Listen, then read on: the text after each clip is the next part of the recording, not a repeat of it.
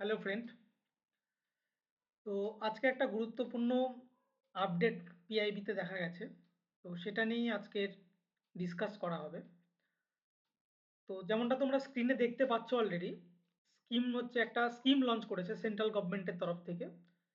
স্কিমটার নাম হচ্ছে তোমার integrated cold chain and value addition infrastructure. যদি আমরা শর্টে বলি সেটা হচ্ছে আইসিসি ভিএআই। এই হচ্ছে স্কিমটা। তো এই স্কিমটার সম্বন্ধে যেটা বলা হয়েছে এখানে, সেটা হচ্ছে তোমার এক এক করে স্টেপ বাই স্টেপ দেখো তোমরা। তো স্কিমটা মেনলি এইখানে যেটা বিষয়টা সেটা হচ্ছে তোমার আমাদের যে হারভেস্টিং করার পরে ফসল হারভেস্ট করার পরে সে ধান হোক বা আমাদের সবজি হোক যেটাই হোক না কেন, তাকে হারভেস্টিং করার পরে যে প্রবলেমটা বর্তমানে ইন্ডিয়া ফেস করছে সেটা হচ্ছে তোমার সেগুলো বেশি দিন থাকছে না, নষ্ট হয়ে যাচ্ছে। প্রোডাকশন প্রচুর পরিমাণে হচ্ছে কিন্তু যেহেতু আমাদের কাছে কোল্ড স্টোরেজ নেই, বোঝা গেল, হিমঘরের ফেসিলিটি না থাকার কারণে সেই জিনিসগুলো খারাপ হয়ে যাচ্ছে। তো এর ফলে কি হচ্ছে, এক নাম্বার তো কৃষকদের ক্ষতি হচ্ছে। কৃষকরা এত টাকা খরচা করে এত টাকা ইনভেস্ট করে তাদের প্রোডাকশন করছে কিন্তু আলটিমেটলি সেই প্রোডাকশনের যে আউটকামটা সেটা তারা পাচ্ছে না। কেন? কারণ এই হারভেস্টিং না থাকার কারণে, মানে সরি, কোল্ড স্টোরেজ ফেসিলিটি না থাকার কারণে কি হচ্ছে, এটা তাড়াতাড়ি নষ্ট হয়ে যাচ্ছে। তো এই বিষয়টা শুধু কৃষকদেরই প্রবলেম না, এই বিষয়টা পুরো ইন্ডিয়ার ইকোনমির উপর ইম্প্যাক্ট করছে, কারণ টনস অফ টনস তোমার যে প্রোডাকশন সেগুলো নষ্ট হয়ে যাচ্ছে।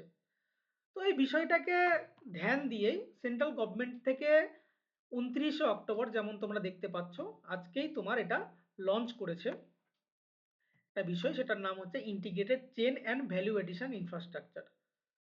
তো একবার দেখে নাও এইখানে যেটা বলেছে।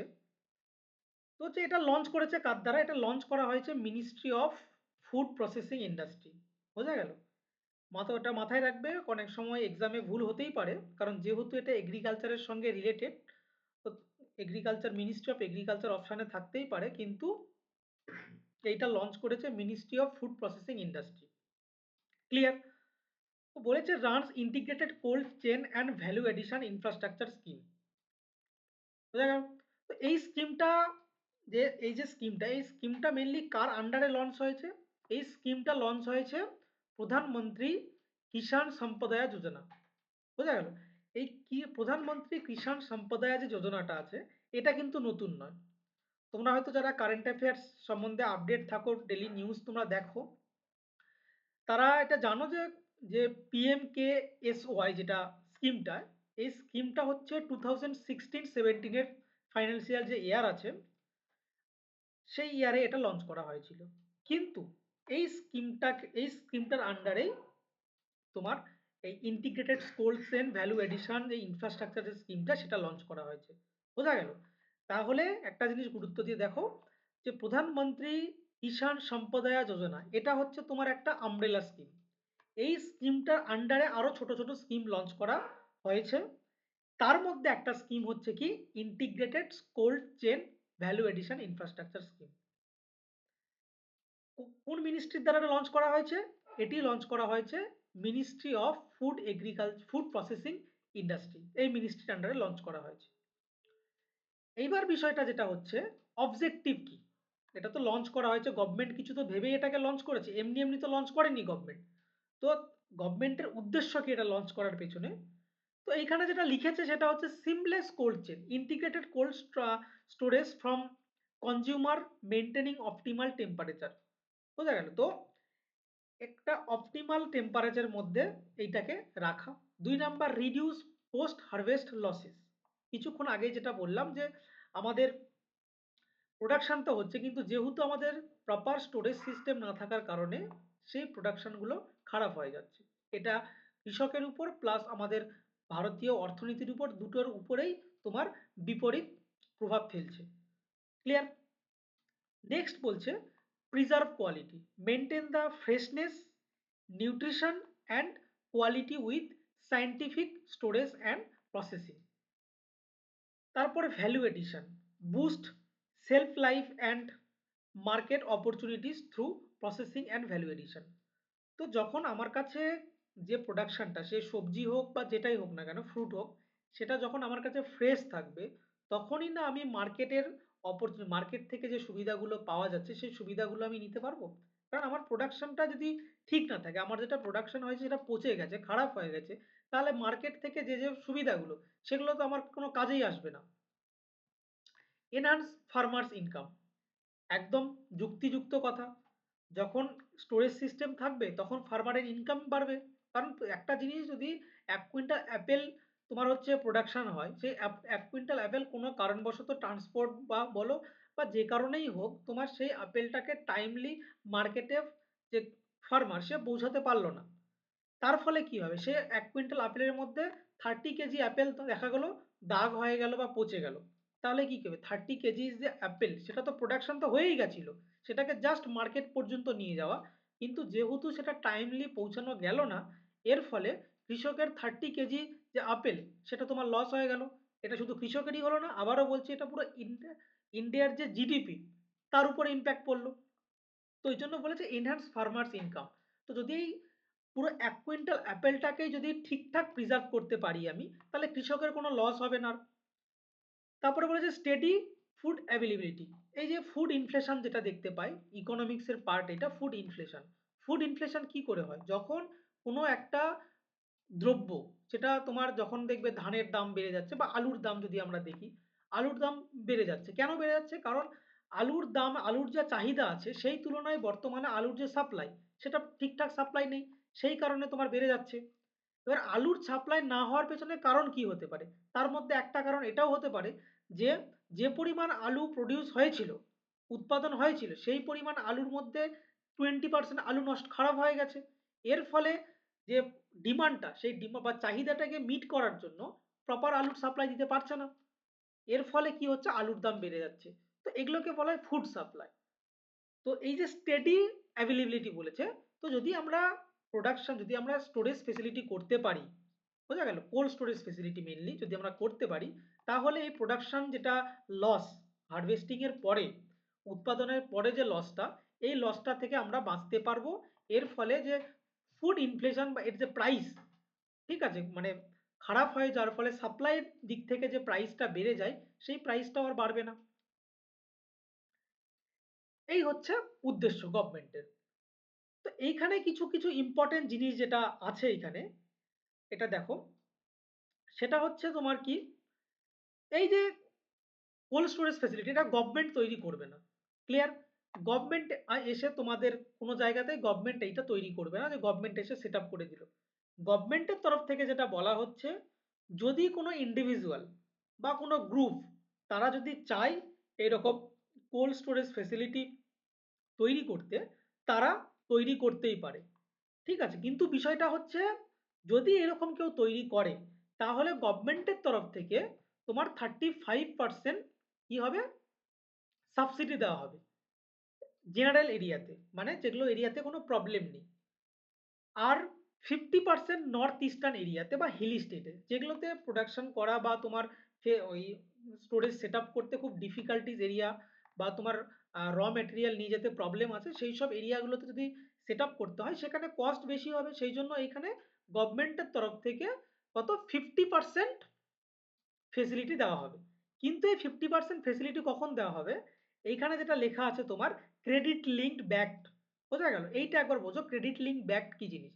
ক্রেডিট লিঙ্ক ব্যাকড হচ্ছে তোমার পুরো কস্টটা, সেই গ্রুপ হোক বা ইন্ডিভিজুয়াল হোক, একটা কোল্ড স্টোরেজ ফেসিলিটি তৈরি করতে সাপোজ 1 crore রুপিস খরচা হয়েছে। এবার 1 crore রুপিস খরচা হওয়াতে কি করছে, এবার সেই 1 crore রুপিস কমপ্লিটলি ব্যাংক থেকে তুমি লোন নিয়েছো। ব্যাংক থেকে লোন নেওয়ার পরে সেটা ঠিকঠাক করে স্টোরেজ ফেসিলিটি তৈরি হয়ে গেছে। এবার ব্যাংক এসে সেটা ভেরিফাই করে দেখবে যে 1 crore যে লোন তুমি ব্যাংক থেকে নিয়েছিলে স্টোরেজ ফেসিলিটিটা তৈরি করার জন্য, সেটা ঠিকঠাক ইউজ হয়েছে। যদি ব্যাংক এটা অ্যাপ্রুভাল দিয়ে দেয়, ঠিক তারপরে কি হবে, জেনারেল এরিয়াতে, যেগুলো স্বাভাবিক এরিয়া যেখানে কোনো প্রবলেম নেই, সেই সব এরিয়াতে 35% ফেসিলিটিস, মানে অনলি 65 লাখ রুপিস, সেই ইন্ডিভিজুয়াল হোক বা সেই গ্রুপ অফ, মানে কোনো সংগঠন হোক যারা তৈরি করেছে, তাদেরকে মাত্র 65 লাখ রুপিস খরচা করতে হচ্ছে। আর যে 35 লাখ, সেটা কি করবে, গভর্নমেন্টের তরফ থেকে তারা সাবসিডি হিসাবে পেয়ে যাবে। মানে ব্যাংকে যে ১ কোটি টাকা ব্যাংক থেকে লোন নিয়েছিল, ব্যাংকে শুধুমাত্র এখন ৬৫ লাখ টাকায় ব্যাংকে ফেরত দিতে হবে। নর্থ ইস্টের ক্ষেত্রে যদি নর্থ ইস্টে ১ কোটি টাকা তারা লোন নিয়ে থাকে এই প্রজেক্টটা করার জন্য, কোল্ড স্টোরেজ ফেসিলিটি বানানোর জন্য, সেই নর্থ ইস্ট এরিয়াতে কি হবে, মাত্র তোমার হচ্ছে কত 50 লাখ রুপিস বা ৫০ লাখ টাকায় ব্যাংকে ফেরত দিতে হবে। বাকি ৫০ লাখ টাকা গভর্নমেন্টের তরফ থেকে সাবসিডি হিসাবে চলে গেছে। তো এইবার দেখো এখানে যে বিষয়টা আমাদেরকে জানা, তো এই যে স্টোরেজটা আইসিভিআই আইসিসিভিআই যে স্কিমটা, এই স্কিমটার মধ্যে কয়েকটা কমপ্লিট করার জন্য গভর্নমেন্ট আরো কিছু এর মধ্যে কিছু স্কিম লঞ্চ করেছে। কি কি? একটা হচ্ছে mission for integrated development horticulture. Clear? এইখানে যেটা হচ্ছে যে যারা কোল্ড স্টোরেজ ফ্যাসিলিটি বানাবে, এইখানে চেষ্টা করা হয়েছে ৫,০০০ মেট্রিক টনের, পুরো কান্ট্রিতে ৫,০০০ মেট্রিক টনের কোল্ড স্টোরেজ ফ্যাসিলিটি বানানো হবে। সেইখানে কি করা হবে, যে হর্টিকালচার যে প্রোডাকশনগুলো, সেই হর্টিকালচার জাতীয় প্রোডাকশন সেখানে স্টোর করা হবে। তারপরে আসছে operation green scheme. Operation green scheme কি? এই যে স্কিমটা, এটা লঞ্চ করা হয়েছিল কত সালে? 2018-19 ফাইন্যান্সিয়াল ইয়ারে, যেটা কৃষক সম্প্রদায় যোজনা, এটা তখন থেকেই চলছিল। কিন্তু এর আন্ডারে যেগুলো ছিল সেটা শুধুমাত্র যখন লঞ্চ করা হয়েছিল অপারেশন গ্রিন স্কিম, তখন শুধুমাত্র টমেটো, অনিয়ন মানে পেঁয়াজ, পটেটো, এগুলোই এর মধ্যে যুক্ত ছিল। কিন্তু আজ থেকে যে স্কিমটা লঞ্চ করা হলো, এখানে এবার শুধু টমেটো, পটাটো এগুলোই শুধু রাখা হবে না, এছাড়াও যে বাকি ফল বা অন্যান্য ভেজিটেবল বা সবজি, এদেরকেও এখন থেকে এর মধ্যে ইনক্লুড করা হয়ে গেল। নেক্সট হচ্ছে ন্যাশনাল হর্টিকালচার বোর্ড ইনিশিয়েটিভ। তো এইখানেও এই সেম স্কিম, এখানেও বলা হয়েছে হর্টিকালচারকে প্রমোট করার জন্য আমাদের কোল্ড স্টোরেজ ফেসিলিটি বানাতে হবে। আর সেই কোল্ড স্টোরেজ ফ্যাসিলিটি বানানোর জন্য সেম যদি কোনো গ্রুপ বা কোনো একজন মানুষ ইন্ডিভিজুয়াল সে যদি সেই স্টোরেজ ফেসিলিটি বানাতে চায়, তাকে 30% গভর্নমেন্টের তরফ থেকে ফেসিলিটি দেওয়া হবে নর্মাল এরিয়াতে, এবং 50% নর্থ ইস্ট বা হিলি রিজিয়ন থেকে এটা ফেসিলিটি দেওয়া হবে। এগ্রিকালচার ইনফ্রাস্ট্রাকচার এই সিস্টেমটাও এর মধ্যে যুক্ত আছে। তো ফাইন্যান্সিয়াল অ্যাসিস্ট্যান্স যদি আমরা দেখি, তো গভর্নমেন্ট এখনো পর্যন্ত জুলাই 2025-এ অ্যাপ্রুভ করেছে অ্যাডিশনাল ১,৯২০ কোটি টাকা প্রধানমন্ত্রী কৃষি সম্পদা যোজনার আন্ডারে স্যাংশন করেছে। কি জন্য? এটা কোন ফাইন্যান্সিয়াল ইয়ারে? এটা হচ্ছে কোন ফাইন্যান্স কমিশনের আন্ডারে? এটা হচ্ছে 15th ফাইন্যান্স কমিশনের আন্ডারে, up to 31st March 2026। This approval include 1,000 crore support setting up of 50 multi-product food irradiation unit under the component scheme integrated cold and value addition infrastructure। তো এই যে বিষয়টা এখানে আরো, এছাড়াও যে আরো ১,০০০ কোটি টাকা গভর্নমেন্ট ৫০টা এরকম multi product food industrial unit এর পেছনে খরচা করা হবে। আর সেটা কার সঙ্গে যুক্ত, সেটা ডাইরেক্টলি লিঙ্ক করা হয়েছে এই integrated cold chain value addition infrastructure এটার সঙ্গে। তো আশা করি এই বিষয়টা বোঝা গেছে। এছাড়া আর একটা জিনিস যেটা বুঝতে হবে, এসটিএসসি বা ফাইন্যান্সিয়ালি পুয়ার যদি কোনো অর্গানাইজেশন থাকে বা সেলফ হেল্প গ্রুপ, এরা যদি এগিয়ে আসতে চায় এটা বানানোর জন্য, কোল্ড স্টোরেজ ফেসিলিটি বানানোর জন্য, সেক্ষেত্রেও গভর্নমেন্ট তাদেরকে ওয়েলকাম করছে। সেখানেও নর্মাল এরিয়াতে 35% এবং হিলি বা নর্থ ইস্টার্ন রিজিয়নে তোমার 50% পর্যন্ত গভর্নমেন্ট ফেসিলিটি দেওয়া হবে। তো এই যে একটা ইম্পর্টেন্ট একটা নিউজ, যেটা আজকেই আপডেট হয়েছে, তোমরা দেখতেই পাচ্ছ 10টা 13 AM এ পিআইবিতে পোস্ট করা হয়েছে। তো যেহেতু এটা স্কিম থেকে, ইউপিএসসি যে স্কিম থেকে যে কোশ্চেনগুলো করে, সেই স্কিমের উপরে কোশ্চেন হতে পারে, বা মেন্সে এটার উপর থেকে ডাইরেক্ট কোশ্চেন আসতে পারে, যে হচ্ছে integrated cold chain value addition এটার সিগনিফিকেন্স কি বর্তমানে আমাদের ইন্ডিয়ান এগ্রিকালচারে বা ইন্ডিয়ান ইকোনমিতে। তো এই ধরনের কোশ্চিন আসতে পারে। তো সেই জন্য এই টপিকটাকে কভার করা হলো। তোমরা ফলো করবে, এরপরে যদি আরো গুরুত্বপূর্ণ কোনো নিউজ আমি পাই অবশ্যই সেটাকে আপডেট করা হবে। তার জন্য তোমরা একটু ফলো রেখো, তাহলেই হবে। ধন্যবাদ সকলকে, আশা করি বুঝতে পেরেছো। যদি কোথাও বুঝতে অসুবিধা হয় তোমরা সেটা কমেন্ট করে জানাতে পারো।